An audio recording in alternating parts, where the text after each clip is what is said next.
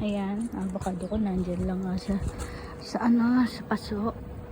Since walang space, OMG, sayang, diba? Tapos yung laurel ko, mas malaki pa sa akin ang puno.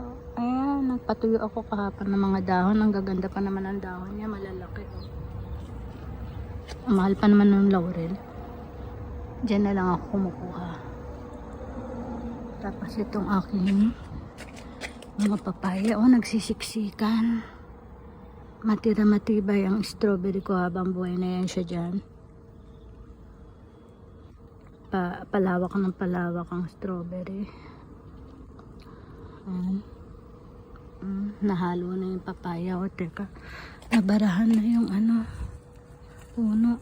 Oh my god, sayang. Ayan. Naharangan nung net. Puno na yan eh. Puno ng papaya na yan eh. Siksika na sila. Wala na. Ito yung galing sa Shimoda yata na orange or lemon yata to. Hindi ko alam eh. Papaya pa din. Papaya pa din. At okra. Ayan, okra. Kinakain ng langgam. Yung bulaklak niya. Ang tomato ko, ang daming bulaklak. Yan, kangkong,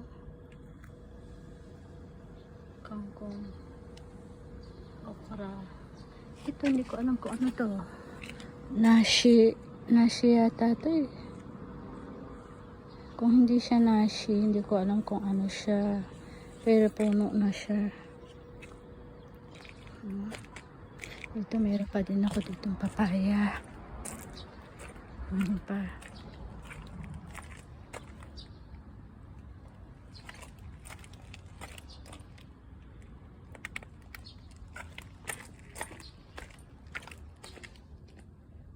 Papaya and avocado. Okra.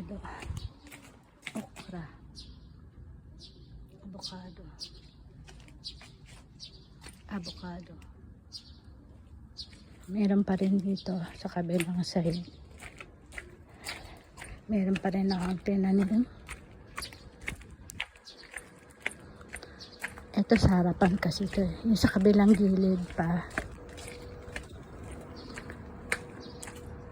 Ay, meron din akong pumpkin. Yan. May bulaklak siya. Kinakain ng uod yung iba. Ayan, papaya pa din.